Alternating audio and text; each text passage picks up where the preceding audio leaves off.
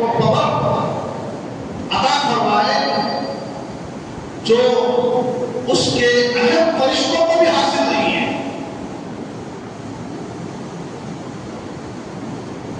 انسان کے اندر بے شمار کمالات کے ساتھ اس کے اندر جہاں پر حکم خداوندی کو ماننے کا فہم صلاحیتیں ہے، وہیں پر انسان کے اندر کچھ ایسی کیفیتیں بھی موجود ہیں کہ وہ اللہ کے قانون کی خلاف ورزی کرنا نظر آتا ہے۔ اس کے اندر دو چیزیں ہیں، ایک تو رب کو مانتا بھی ہے، اس کی حقانیت کو جانتا بھی ہے، اپنا رب کہتا بھی ہے، اس کے حکم کے مطابق عمل کرنے کی جد و جہد کوشش میں لگے رہتا ہے، پھر باوجود اس کو جو نفس دیا، نفسانی خواہشات اس کو گناہوں کے طرف اور اس کے قانون کی خلاف ورزی کرنے کی طرف بھی رجحان کر دیتے ہیں۔ مگر رب کی اتنی بڑی مہربانی ہے بندے پر کہ بندہ گناہگار خطاکار ہونے کے باوجود اللہ اکبر، رب کی رحمت کو دیکھو، فرشتے گناہ سے بالا ہیں، ان سے گناہ نہیں ہوتا۔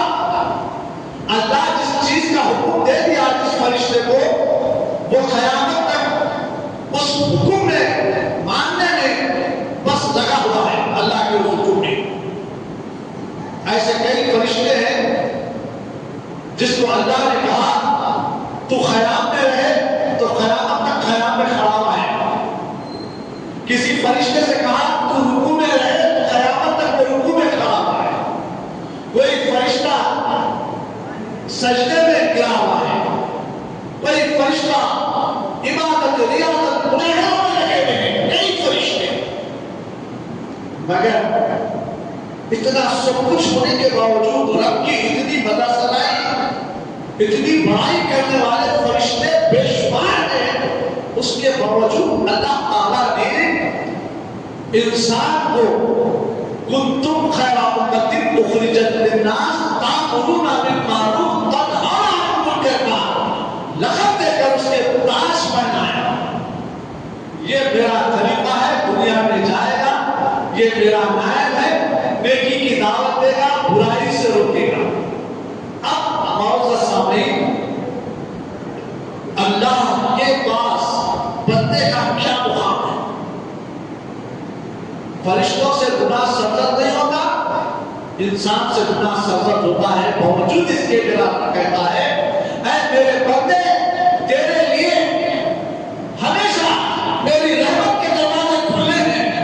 تو گناہ کرنے کے باوجود اگر تو توبۃ النصوحہ کر لیتا ہے تو میں تیرے گناہوں کو معاف بھی کر لیتا ہوں، تیرے اوپر رحمتوں کا سایہ چھا لگے گا۔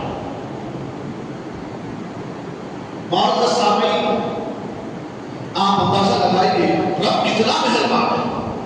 اسی لیے حدیث پاک میں آیا کہ اللہ اپنے بندے سے 70 ماہ سے زیادہ محبت کرتا ہے، 70 ماہ سے زیادہ محبت کے کرتا ہے۔ ایک ماں کی محبت لے لیجیے کہ جب ماں اولاد سے محبت کرتی ہے تو اپنا خون دودھ بنا کر پلاتی ہے اور اپنی جان اپنے بچے پر نچھاور کر دیتی ہے۔ ہم آئے دن دیکھتے ہیں راستے میں، روڈوں پہ جب ہم چلتے ہیں تو جانور انسان سے محبت تو بہت کرتا ہے، مگر جانوروں میں اللہ نے جو محبت کرتی ہے، اگر اس کے ساتھ اس کا بچہ ہے جانور کا، اگر کوئی ہاتھ لگا دے تو اس کی ماں ہاتھ لگانے والے پر جھپٹ پڑتی ہے۔ جب جانور کا یہ حال ہے تو پھر انسان کا کیا حال ہو سکتا ہے؟ انسان کے پاس کتنی محبت ہوتی ہے اپنی اولاد سے، مگر رب کے پیارے رسول صلی اللہ علیہ وسلم فرماتے ہیں اللہ ताला तुम्हारी माँ की मोहब्बत से भी 70 दर्जे ज्यादा आपसे मोहब्बत करने वाला है परवरदिगार। इसीलिए तो बंदा गुनाह करने के बावजूद तौबतुन नसूहा कर लेता है तो एक रिवायत में है अल्लाह ताला उसको माफ भी कर देता है, अपना दोस्त बना लेता है, अपना खरीद बना लेता है उस बंदे को गुनाह करने के बावजूद। आप अंदाजा लगाइए मौजूद सामईन, बुजुर्गों, अजीज दोस्तों, बुज़ुर्गान दीन के बेशुमार वाक़यात में मिलता है हमें कि ये बेजान होगा कि दक्कन की सरजमीन पर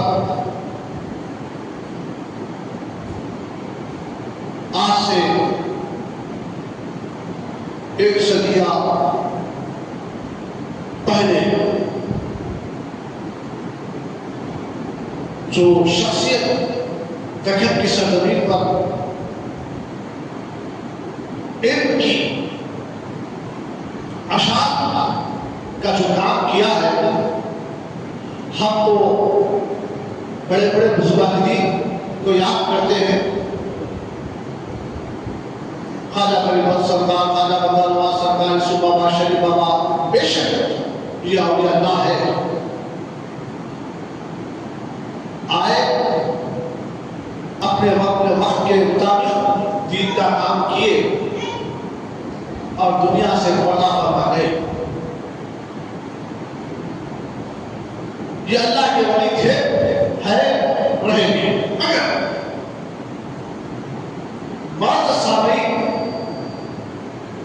दक्कन में एक नया हीरा जो आज भी चमक रहा है, उसके ज़ेर साया दक्कन में बेशुमार उलमा हुफ़ाज़ दक्कन की सरजमीन पर पाए गए और इस दक्कन में दीन की आमियारी करने का ये नतीजा निकला। दक्कन को दूसरे मुल्कों में भी इस इल्मी शख्सियत की वजह से एक अहम मुकाम हासिल है अरब और अजम में भी। वो शख्सियत का नाम है हज़रत अनवरुल्लाह फारूकी अलैहि रहमतुल्लाह, जो जामे निज़ामिया की शक्ल में आज हुजूर रहमत आलम सल्लल्लाहु अलैहि वसल्लम की उम्मत के हाथों में ऐसा असासा लोग माल दौलत रखकर समझते हैं कि हमने इतना बड़ा माल अपनी औलाद के लिए छोड़ा, इतनी दौलत औलाद के लिए छोड़ी, इनकी नस्ल दर नस्ल खाएगी। मगर मौजूद सामईन फिक्र उन अल्लाह वालों की करो जो उम्मत के लिए ऐसा असासा छोड़ कर गए हैं, नस्लें दर नस्लें उनके उस छोड़े हुए इल्मी असासा के फायदा उठाने हुए अपनी दुनिया और आखिरत को संवारने। वो है जामे निज़ामिया दक्कन की सरजमीन पर। यह और बात है कि हम हैदराबाद में रहकर भी जामे निज़ामिया से वाकिफ नहीं है, तो ये हमारी कम नसीबी है। मैं बदनसीबी नहीं बोलूंगा, कम नसीबी है, हमारी कम नसीबी है। बाहर के बड़े बड़े मदरसों का तो हम ताल्लुक करते हैं, अगर रियासतों से उलमा को जब बुलाते हैं तो हर आलिम अजीज अपने अपने मदरसे का तारुफ करकर अपनी अपनी रियासत का तारुफ करके निकल जाता है। मगर ऐसी शख्सियत हज़रत अनवरुल्लाह फारूकी अलैहि रहमतुल्लाह की मौजूद सामईन, आप अंदाजा लगाइए, ये कोई ऐसी वैसी शख्सियत नहीं है। इनको ताजदार मदीना आक़ाए वो जहां हज़रत मोहम्मद मुस्तफा सल्लल्लाहु अलैहि वसल्लम ने बशारत देकर दक्कन की सरजमीन की तरफ भेजा। तो आप अंदाजा लगाइए हुजूर सल्लल्लाहु अलैहि वसल्लम को हम दक्कन में रहने वालों का कितना ख्याल है। मेरे आका सल्लल्लाहु अलैहि वसल्लम ने یہ اکبر اللہ فاروقی علیہ رحمت الرضوان ناندیڑ میں اس سے پہلے تو خاندان میں تھے، ان کے والد وغیرہ خاندان سے ناندیڑ آئے، ناندیڑ میں رہے اور والد بھی ان کے عالم دین معامل عالم دین گزرے اور ان کی والدہ بھی متقی اور پرہیزگار گزری اور ایک عالم دین کی بیٹی گزری۔ بعض سامعین حضرت اکبر اللہ فاروقی علیہ رحمت الرضوان کی پیدائش کا یہ معاملہ ہے کہ بتایا گیا کہ جب آپ کے والد گرامی کی شادی ہوئی تو 2 یا 3 سال یا 4 سال تک بچے نہیں ہوئے۔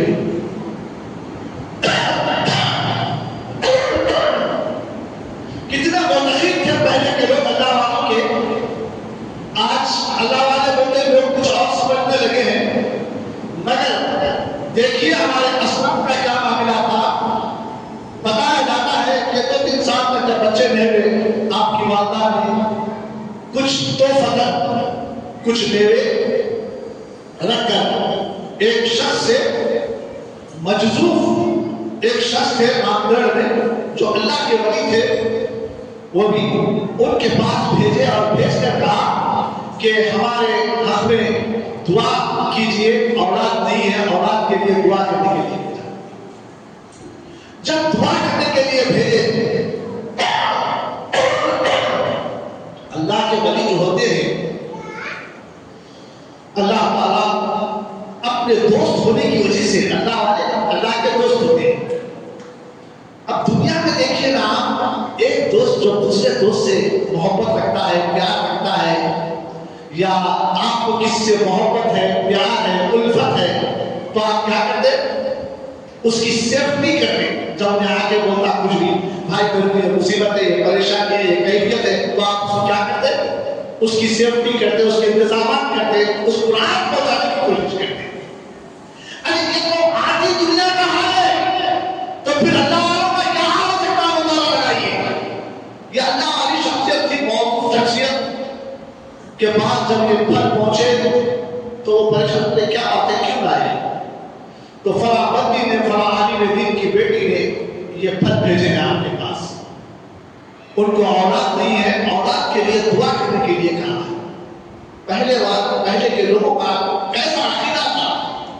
آج کسی کی بارگاہ میں جا کے دعا کرتے شرک ہو گیا، بدعت ہو گیا۔ نہیں میرے بھائی، شرک الگ ہے، بدعت ایک الگ چیز ہے، اس کو سمجھنے کی کوشش کیجیے۔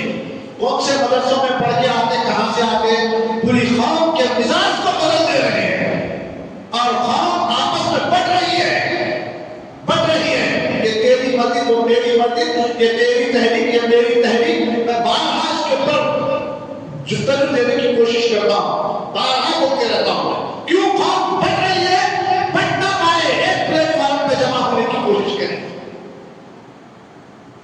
ہماری کتاب ایک، ہمارا رسول ایک، ہمارا کعبہ ایک، ہمارا نبی ایک، باوجود اس کے ہم بٹ رہے ہیں۔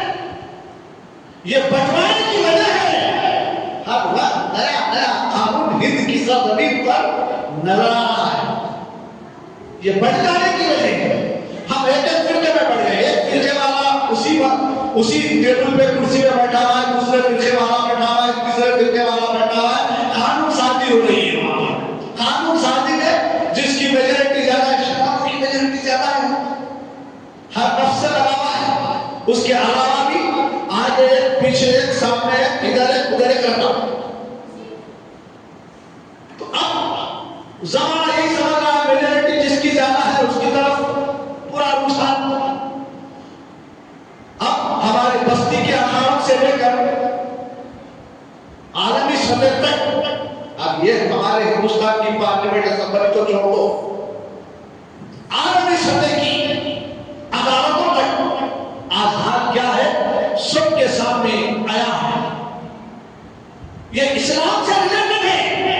جب سے ہم نے قوموں کو، فرقوں کو اسلام سے اسلام سے دور رکھنا چاہیے سمجھا. تو اسلام میں یہ لوگ گھستے ہیں. اگر ان کو پہلے سے ہی ہم کٹا مانتے قرآن اور حدیث کے ذریعے سے تو یہ فرقے وجود میں نہیں آتی. مسلمان سب ایک پلیٹ فارم پہ ہوتے. بنا کہ معزز سامعین میں حضرت عمر اللہ فاروق رحمۃ الرضوان کی تاریخ بتا رہا تھا. ہمارے لوگ پہلے اتنے متقی وہی ہوا کرتے تھے کہ اللہ اکبر کوئی بھی ہم سے زیادہ بڑا ہے, عمر میں بڑا ہے, عبادت ریاضت مجاہدہ کرنے والا ہے, اللہ کے گھر سے منسلک ہے, اللہ والوں سے منسلک ہے, اتباع رسول میں زندگی گزارتا ہے, دین کے معلومات اس کے پاس ہے, تو فوری ہماری قوم اس سے رہنمائی حاصل کرتی ہے. ارے بھائی یہ ہمارے عمر میں بڑے ہیں, ان کو تجربہ ہے, رہنمائی حاصل کرتے تھے, مشورے کرتے تھے. آج مشورہ سب اپنا مشورہ ختم. آپ تاریخ پڑھ لیجیے اللہ کے نبی صلی اللہ علیہ وسلم پہ وہی آتی تھی کیا کرنا کیا نہیں کرنا. باوجود اس کے حضور صلی اللہ علیہ وسلم جو آپ کے پاس مریدین متقین خلفائے راشدین جو ہوتے تھے ان کو لے کر مسجد میں بیٹھتے تھے, مشورہ کرتے تھے. نبی کو مشورے کی کیا ضرورت تھی؟ باوجود اس کے دنیا کو سکھا گئے اے دنیا والوں, اگر جب کبھی کوئی معاملہ تمہارے بیچ پیش آئے, چاہے گھریلو معاملہ ہو, چاہے سیاسی معاملہ ہو, چاہے کوئی معاملہ ہو قوم کا, آپ اپنے جانشینوں کو لے کر بیٹھیے, اس پہ مشورہ کر کے کام کیجیے. ہم کو سکھاتے گئے حضور, حالانکہ حضور مشورہ کرتے, سب مشورہ سنتے, پھر اپنی تجویز رکھتے حضور صلی اللہ علیہ وسلم. یہ کیسا رہے گا؟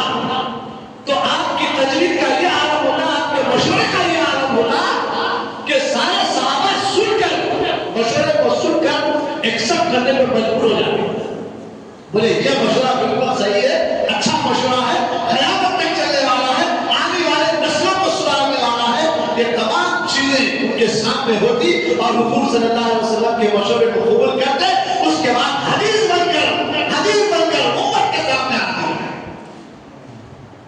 معزز سامعین اتنے متقی ہوا کرتے تھے پہلے کے لوگ. آج ہمارے عقیدوں کو لوٹ لیا جا رہا ہے. کیا مشورہ کرنے کی کیا ضرورت ہے؟ باپ سے مشورہ کرنے کی کیا ضرورت, وہ چچا سے مشورہ کرنے کی کیا ضرورت, اپنے بڑوں سے مشورہ, عالم دین سے مشورہ کرنے کی کیا ضرورت. ارے تو خود کرنا ہے, طاقت رکھتا ہے, سوچ رکھتا ہے, فکر رکھتا ہے, میں کو مشورہ کرنا بھائی تو رائٹ دیے سر. پڑھا کر انسان کے اندر یہ سمجھ رہا ہے انسان میرے میں سب ٹیلنٹ آ گیا. جب سے انانیت بڑھ گئی, انانیت جب سے بڑھ گئی, آپسی اختلافات کتنے بڑھ گئے دیکھیے آپ, گھر کے اندر سے لے کے پارلیمنٹ تک. ہم ایسے نہیں کہتے عالم دین صرف ایک قرآن اور حدیث کے اوپر ہی نظر نہیں رکھتا, اس کے اوپر نظر رکھتے ہیں اپنی قوم کی اصلاح کے لیے, اپنی قوم کی اصلاح کے لیے قرآن اور حدیث کے ذریعے سے قوم کے اندر دینی شعور بیدار کرنا چاہتا ہے, امن کا پیغام دینا چاہتا ہے, تاکہ قوموں میں, ملت میں, انسانیت میں امن کا پیغام پہنچے اور اسلام کی حامیاری. اسی اسلام کی حامیاری کے لیے حضرت عمر اللہ فاروق علیہ رحمۃ الرضوان کی والدہ نے یہ فکر لی کہ ہمارے گھر اولاد دین کا کام کرنے والی شخصیت, دین مدین کی خدمت کرنے والا کوئی نمائندہ, کوئی مبلغ, کوئی عالم دین پیدا ہو جائے. یہ گھر سے انہوں نے مجذوب کے پاس میرے بھیجے اور کہا ہمارے لیے اولاد کے لیے دعا کریں. اللہ کی بارگاہ میں مجذوب نے دعا کی, اے اللہ فلاں فلاں شخصیت کو تو نیک سارے اولاد نہ. ایک سال کے اندر انہیں محسوس ہوا, عمر ٹھہرا, حضرت عمر اللہ فاروق علیہ رحمۃ الرضوان کی شخصیت دنیا میں تولد ہوئی, ناندیڑ کی سرزمین پر. اب یہاں پر والد عالم دین تھے, حافظ قرآن تھے, باعمل شخصیت تھی, سلام کے بڑے پابند تھے. آپ کی نگرانی میں 7 سال تک تعلیم ہوئی. 7 سال کے بعد آپ نے ایک حافظ قرآن جو نابینا تھے ان کی بارگاہ میں حضرت نور اللہ فاضل رحمہ کو بھیجا حفظ کرنے کے لیے. صرف 4 سال کی قلیل مدت میں آپ حافظ قرآن ہیں. حفظ قرآن فرمایا. آج ہمارا تعلیمی نظام کیا ہے؟ ہم تعلیم سے کہاں ہیں؟ ہم تو انگریزی تعلیم اولاد کو دلانے کے لیے جان پر کوششیں کر رہے ہیں اور یہ کوششوں کا یہ نتیجہ آئے دن معاشرے میں نظر آ رہا ہے کہ ہماری اولاد اتباع رسول کو چھوڑ کر انگریزی ماحول میں ڈھل کر یہ محسوس کر رہی ہے میں ترقی کر لیا. یہ ترقی نہیں ہے، یہ تو جہالت ہے، یہ تو رسوائی ہے زمانے کے لیے. تم ایک مسلمان ہوتے ہوئے انگریزوں کے معاملات کو اجاگر کر رہے ہو. ایمان والے ہوتے ہوئے تم اہل خیروں کی سیرت کو اجاگر کر رہے ہو. جس نبی کا کلمہ پڑھ رہے ہو، جس قرآن کے اوپر آپ ایمان لائے ہو، جس مذہب کا دعویٰ کر رہے ہو، اس مذہب سے ہماری کتنی جستجو ہے ہم اپنے سینے پہ ہاتھ رکھ کے دیکھ سکتے ہیں. معاشرے کا جائزہ لے سکتے ہیں. بعض سامعین، ہمارے اسلاف کو اتنی فکر تھی مذہب کی، قرآن کی، حدیث کی، دین کی، امت کی، قوم کی، عبادت گاہوں کی، خانقاہوں کی، خواتین اسلام کی، ان کے اوپر دین کا کام کیسا کرنا، یہ فکر ان کے اندر ہمیشہ رس اور بس گئی تھی. اس کا نتیجہ یہ نکلا کہ پہلے ہمارے لوگ بچے کو سب سے پہلے حضور صلی اللہ علیہ وسلم کی حدیث کے مطابق حضور نے فرمایا تھا جب بچہ ہوش سنبھالنے لگا شروع کرتا ہے تو ایک روایت میں ہے میرے آل کی محبت اور میری محبت ان کے دلوں میں ڈالو. نبی کی محبت، نبی کے آل کی محبت ان کے دلوں میں ڈالو. بچے کو حسنین کریمین کے واقعات سنائے جائیں، ان کے بچپن کے واقعات سنائے جائیں، نبی کے بچپن کے واقعات سنائے جائیں، تاکہ بچے کے دل میں محبت پیدا ہو، عشق پیدا ہو، لگن پیدا ہو، نبی سے وابستگی پیدا ہو. نبی کا عشق بچے کے دل میں جب آ جاتا ہے تو آقا فرماتے ہیں پھر اسے قرآن پڑھو، اللہ کا کلام پڑھو. جب نبی کی محبت اس کے دل میں آ جائے گی تو جب کلام پڑھے گا اس کلام سے اس کو ہدایت ملے گی، راستہ ملے گا، اہدنا صراط المستقیم ملے گا. صراط المستقیم پر چلنا اسے آسانی نظر آئے گی، ورنہ نہیں تو بڑا کٹھن سمجھے گا اس کو. آج دنیا سمجھ رہی ہے اور اسلام میں اور بڑے پابندیاں ہیں تو فلاں ہے 5 دن نماز پڑھنا ہے، ایسا ہے ویسا ہے، کپڑے ویسے پہننا ہے، داڑھی ایسی چھوڑنا ہے، سر کو امامہ باندھنا ہے. امامہ تو کیا ٹوپیاں چلے گئے ہمارے سروں سے. آج یہ یہود و نصارہ عرب کی سرزمین میں نام ہمارے رکھ کر داخل ہوئے اور ہمارے مذہب کو تباہ کرنے کے لیے یہ یہود و نصارہ آپ کو قبلے اول سے لے کر مکے تک یہ یہود و نصارہ کی سازش رہی. مسلمان بڑے اجتماعی شکل میں عمل کے ساتھ عبادت کا پیغام دیتے ہیں، تو جب وہ عبادت کرتے ہیں تو عمل میں ایسے دلائل پیدا کر دو تاکہ ان کی عبادت قبول ہو جائے. یہود و نصارہ کی سازشیں مولانا صاحب ہم سمجھ رہے ہیں نہیں باقی مسلمان ایسی کرتے ہیں. کرو بھائی، حشر کے دن پتا چلے گا ہم کو کیا کرنا ہے. خیر طالب دین کا اپنی پہلے کی سطح پر اس کی ذمہ داریاں ہیں کہ حضور صلی اللہ علیہ وسلم کے پیغام کو امت کے سامنے رکھا جائے. امت قبول کرے تو نجات پا جائے گی، اگر قبول نہ کرے تو حشر کے دن دیکھ دے گی. اور سامنے اسی لیے حضور صلی اللہ علیہ وسلم نے فرمایا میں نہیں من احب سنتی فقد احبنی ومن احبنی کان معی فی الجنہ. جس نے